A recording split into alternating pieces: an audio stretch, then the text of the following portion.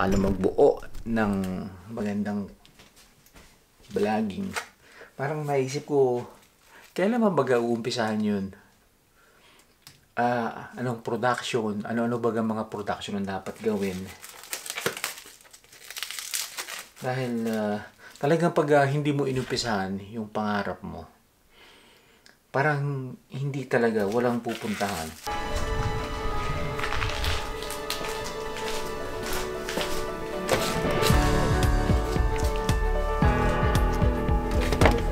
Ayan, so maglalaba tayo ngayon. Tama-tama at may sikat ang araw. Madaling matuyo ang damit.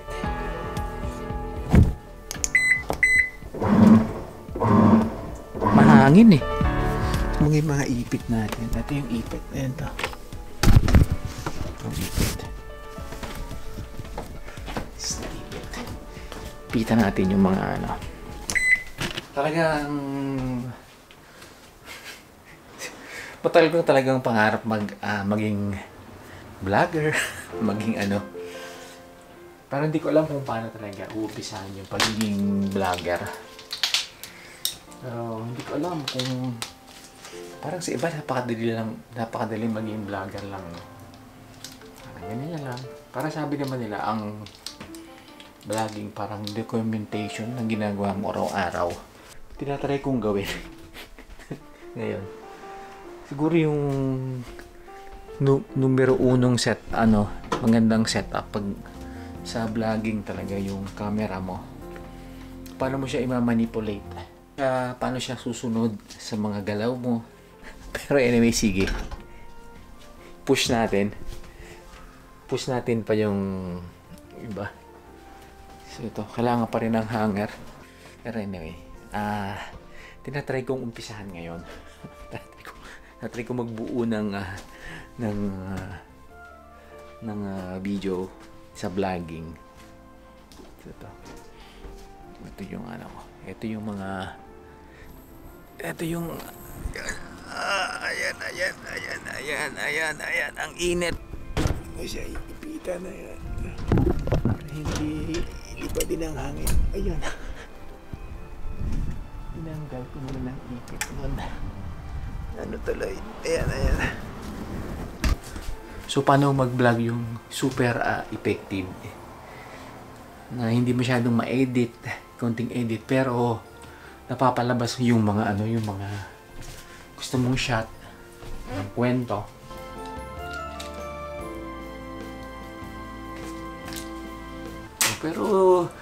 Pero sabi nga, practice makes perfect. Paano siya magsha-shots? Ayan. So ayan, pasensya na po kayo. Medyo magalaw. Pero promise po sa sunod gagandahan na natin.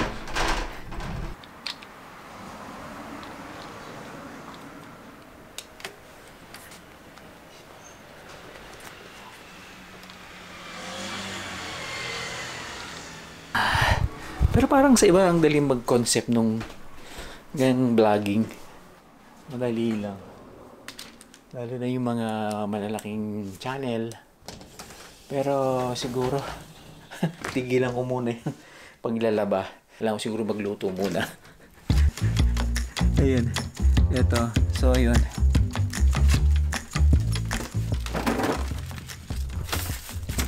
So, ito. Meron ditong salmon. Dahil meron naman itong sinaing. Tara ko magsinigang na salmon. Paano magbuo ng magandang vlogging. Parang naisip ko, kailan ba uumpisahan yun? Anong production? Ano-ano baga mga production ang dapat gawin? Dahil talagang pag hindi mo inumpisahan yung pangarap mo, parang hindi talaga, walang pupuntahan. So dito, try kong umpisahan talaga ngayon. Kahit ano lang to, ganito laang. So, masyadong madami. Ay, luto ko na lahat. Pinagsabihan ko, ito na hugas.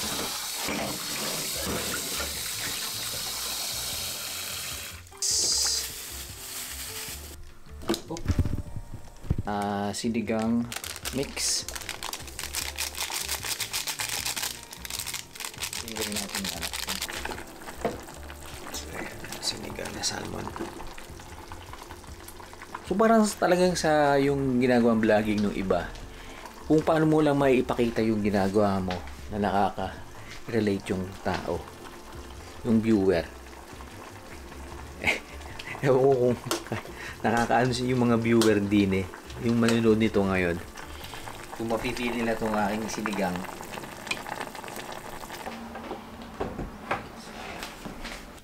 Tiyan ng salmon. So, ayan. May nakapagsabi sa akin na yun daw bahaw o kanin lamig mas less ang sugar kaysa dun sa bagong saing. So kaya ang ginagawa ko, nagsasaing na ako, tas binabahaw ko. At ito nga palang kanin ko ay brown rice na may halong trigo. So medyo may katigasan ng kaunti. Sa ating kanin. Ay. Kimchi. Ayan. So yung natto o yung fermented nila. Ay yung fermented beans. Inirecommendang masarap o isama sa meal. Dahil ito daw ay superfoods. Ito yung tinitira dito ng mga lokal. So, yan ang ating plating. Ito ang Japanese style of plating. So, meron tayong so, lang to? Mga kauntian lang. Munting pampalasa ng natto. Ayan. So, yes, tayo po. Dito naman itadakimasu.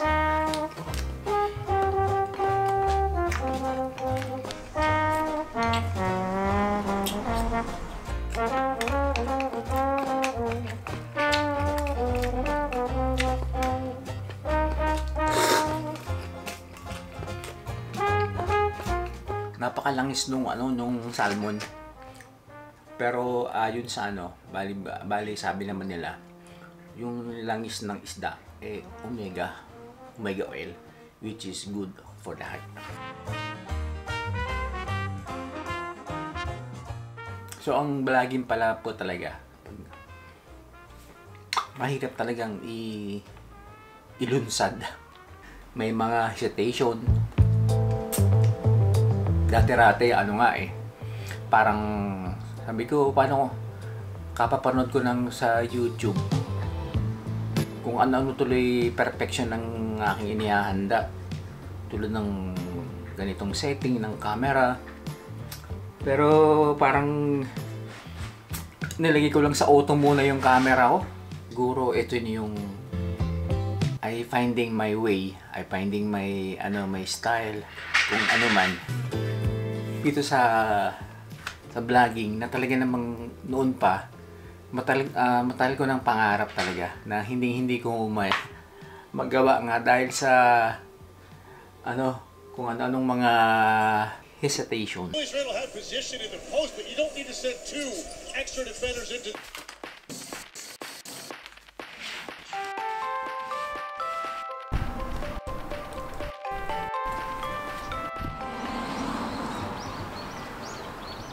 Marami na rin naman ako nagawang mga video, pero talagang hindi ko maramdaman yung parang gawa ko. Dahil pakiramdam ko, puro kopya yon sa iba. Yung mga una kong ginawang video. Pero siguro ngayon, try kong bumuo ng isang vlog na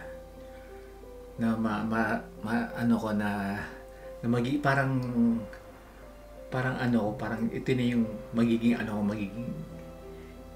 style ko kung ano man. So talagang nag-aaral pa rin ako. So yun talaga aking mga honest take sa vlogging, tsaka sa mga nauna kong video.